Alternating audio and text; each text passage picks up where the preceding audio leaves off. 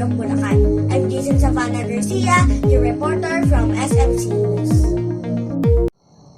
Update forecast today. Right now, dominant system in our country is still easterlies. This will bring hot and humid weather to many places, especially the large part of Luzon area. Although there are still chances of isolated rains and thunderstorms, usually in the afternoon and evening. Meanwhile, new weather system is affecting Mindanao. This is the Intertropical Convergence Zone or ITCZ that will bring rains to the part of southern Mindanao.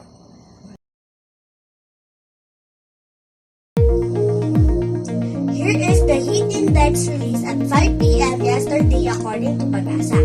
Metro Manila is expected to rise up to 42 degrees Celsius.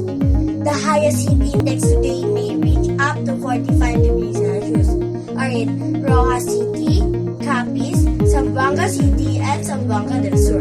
It is also possible to reach up to 44 degrees Celsius in Puerto Princesa, Palawan, Vira, Catanduanes, Camarines Sur, Dagupan City, Pangasinan, and 43 degrees Celsius in Nueva Ecija, Iloilo, Occidental Mindoro, Eastern Samar, Sanglipan, Cavite, Cotabato City, and Maguindanao.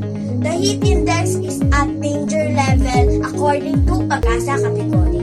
We must be extra careful to avoid heat stroke. For the 3-day weather forecast, April 22, 23, 24 in Metro Manila.